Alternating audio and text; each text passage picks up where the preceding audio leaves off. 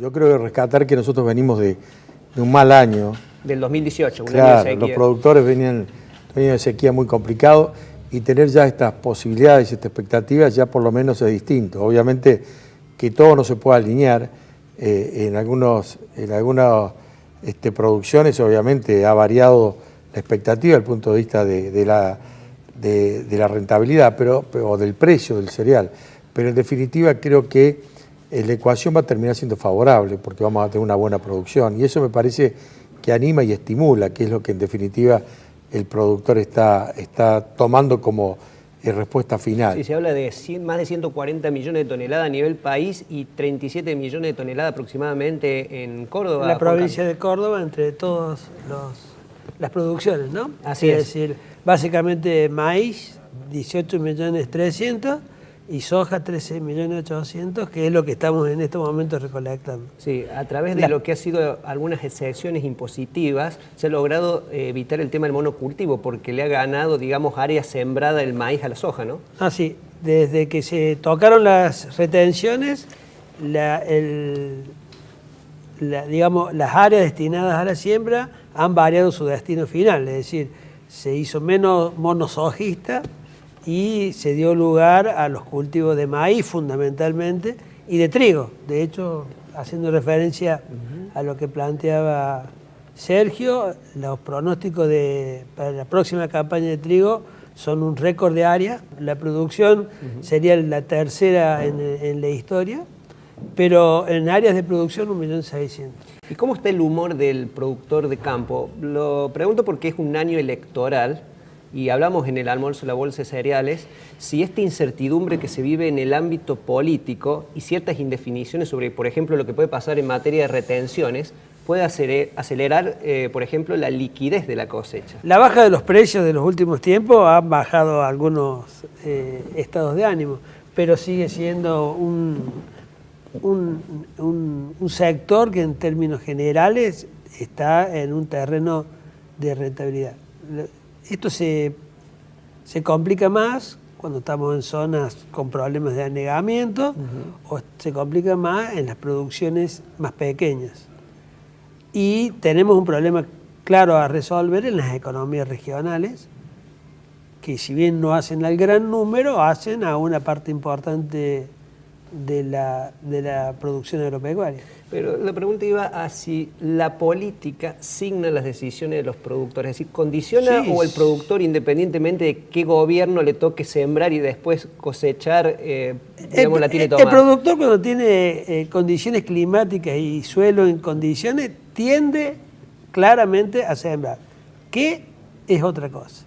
Si vos tenés retenciones muy altas en el trigo, la propensión a sembrar el trigo es baja, porque cuando vos sembras trigo, de alguna manera canibalizás un poco la producción de soja. Y si en el terreno económico el único grano que da resultado es la soja, uno pone toda la ficha en la soja. Ahora estamos en una situación distinta, donde las retenciones de trigo primero se habían anulado, ahora se han restablecido con otra dimensión, pero da un poco más equilibrio en la ecuación económica, y esto hace que la distribución de la tierra sea más adecuada a un régimen de sustentabilidad de producción diversa. Ministro, Juan Carlos mencionaba el tema climático y los especialistas hablan de un año signado por el Niño débil. En palabras simples, un año donde las precipitaciones van a ser un poco por encima del régimen normal, es decir, va a llover un poquito más.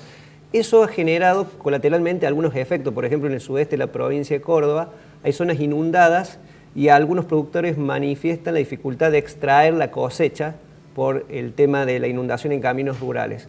Bueno, la necesidad de contar con una buena infraestructura rural es fundamental, porque pueden estar las reglas de juego de la macroeconomía favorable, y como dice Juan Carlos, el productor va a decidir invertir y sembrar y aumentar la superficie, pero después tenemos serios problemas. Y en Córdoba, como en el resto del país, sobre todo en la región pampeana, hemos convivido en este contexto de cambio climático con la seca y con las inundaciones. Es realmente los dos extremos. Los dos extremos. Obviamente las dos son perjudiciales, pero las inundaciones generan muchos conflictos porque tenemos generalmente buenas cosechas e imposibilidad de sacar la producción. Para eso nosotros hemos trabajado mucho desde el gobierno en generar las condiciones y ir invirtiendo, sobre todo en el manejo de las cuencas hídricas. De hecho, se ha trabajado mucho con Santa Fe, Buenos Aires, y se han hecho obras e inversiones importantes. ¿Eso resuelve todo el problema? No lo resuelve, sobre todo en el tema de caminos. Córdoba tiene un modelo de gestión a través de los productores de más de 70 años, que son los consorcios camineros, que son los que conservan y mantienen más de 60.000 kilómetros de caminos. Eso sirve para condiciones más o menos normales. Cuando tenemos amplias lluvias genera dificultades y en zonas, por ejemplo, complicadas como las que vos estabas describiendo, aún más. ¿Qué hemos hecho nosotros? Bueno, ponernos manos a la obra. De hecho, también el gobernador junto a la mesa de enlace el año pasado ha definido avanzar en la pavimentación de los caminos rurales principales. Creo que es toda una novedad y una superación de la respuesta que uno necesita, porque nosotros ¿qué decimos? El tema de los caminos, el tiempo no lo resuelven las decisiones públicas en ese sentido. Y me parece que bueno, es un avance, obviamente también tiene que ver con los recursos, por eso yo marcaba también y ponía en valor el esfuerzo del productor de lo que aporta la provincia y lo que aporta la nación, y cuántas asignaturas se podrían hacer, o cuántas asignaciones presupuestarias y recursos se podrían hacer si parte de ese esfuerzo de los productores se volcara precisamente para que los productores tuvieran la infraestructura necesaria. Eso es un tema que obviamente hay que trabajarlo de manera muy estratégica, porque insisto, los problemas no los resuelve el tiempo, los resuelve el trabajo conjunto de la parte pública y privada. En esta zona que vos manifestás, vinculada a la zona de Oliva, de James Cray, Los Zorros, también Arroyo de Algodón, bueno, hemos trabajado, inclusive esta noche va a haber una reunión donde se van a formar 2 consorcios de conservación de suelo en la zona de Oliva. Digo, son respuestas a las necesidades que tienen los productores para dar una solución más integral a los problemas. Vuelvo a Juan Carlos, que mencionaba que estamos en una época donde la intención de área sembrada es casi récord para el trigo, y Juan comentaba al inicio de este programa que se viene un Congreso Internacional de Trigo en Córdoba. Justamente, ustedes son 2 referentes, tanto del Ministerio como de la Bolsa de Cereales, que participan en la coorganización de este congreso denominado Trigar. ¿Qué me puede comentar Juan Carlos? Dice, fundamentándome básicamente por qué es importante para Córdoba este evento. Bueno, este evento es un congreso que surge de la iniciativa que se da en la mesa de Triguera, en las jornadas de la Fiesta Nacional de Trigo del año 2018, donde en el primer punto, de 18 puntos que se pusieron de acuerdo toda la cadena, se planteaba la necesidad de desarrollar un congreso internacional. Jornadas trigueras, perdón, ¿en Leones se realizó? Sí. Que es la capital nacional del trigo. Dentro del ámbito de la Fiesta Nacional del Trigo. Fue justamente en la idea de que, bueno, Argentina había entrado en un camino de crecimiento en la producción de trigo. De hecho, este año vamos a tener, creemos, un nuevo salto en el récord de producción nacional. En Córdoba lo es, claramente. De hecho, ahí tenemos de fondo una placa sobre las estimaciones de la Bolsa de Cereales sobre ese tema. Bien. Y nosotros, nuestras exportaciones estaban destinadas casi a un país exclusivamente, que era Brasil. En realidad eran 5 países.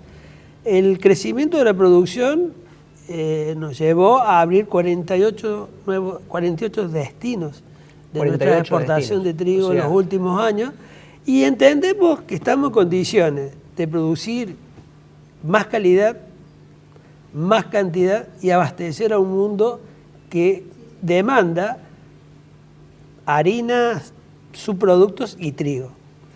Entonces nos pareció muy conveniente hacer un congreso internacional donde podamos convocar a todos los actores de las cadenas de trigo de todo el mundo para poderles explicar que estamos en esas condiciones y que necesitamos que ellos nos expliquen cuáles son sus necesidades, cuáles son las nuevas exigencias del consumo, y en un ambiente de colaboración y de mucho diálogo poder definir políticas productivas para que sea una solución para toda la cadena. Y nos pareció un desafío muy interesante que lo pudiéramos coorganizar el sector público y el sector privado. Sector público y privado, y está hablando también de que dentro del privado va a haber, ministro, un ida y vuelta entre lo que sería la oferta de Córdoba y la demanda que puede,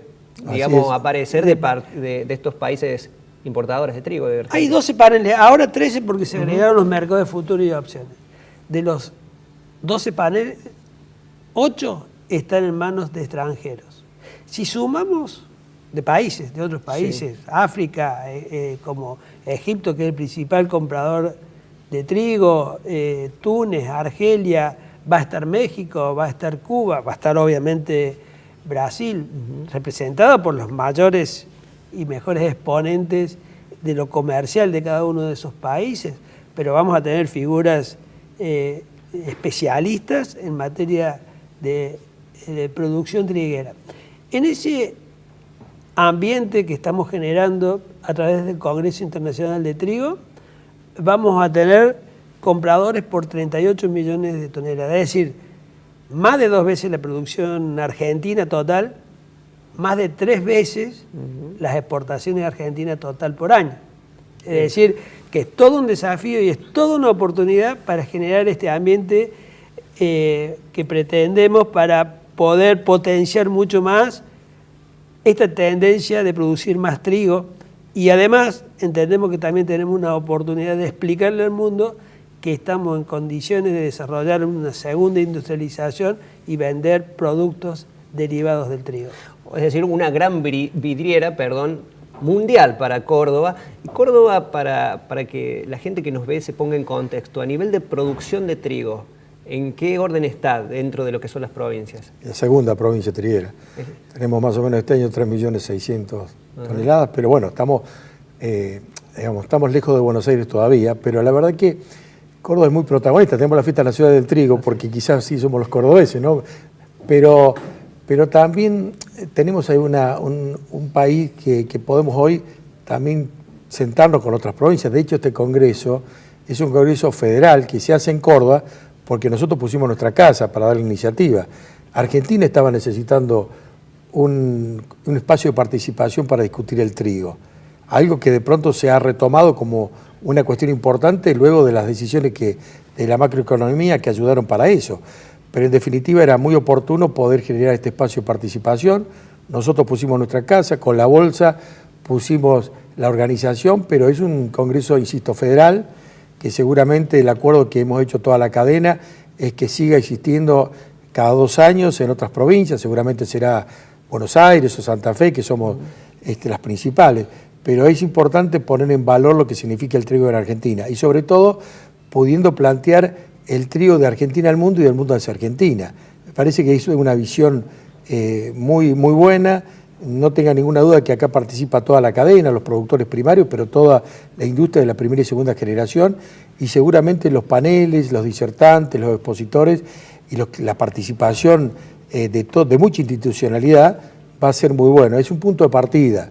La verdad que hacía falta en Argentina poder discutir en un espacio de participación jerárquico lo que pasa con nuestro trigo. Bueno, brevemente, ministro, porque me hacen que estamos ya fuera de tiempo, ¿alguna política del gobierno provincial en lo que refiere a impuestos para lo que es, por ejemplo, el inmobiliario rural u otros impuestos asociados a la producción del campo?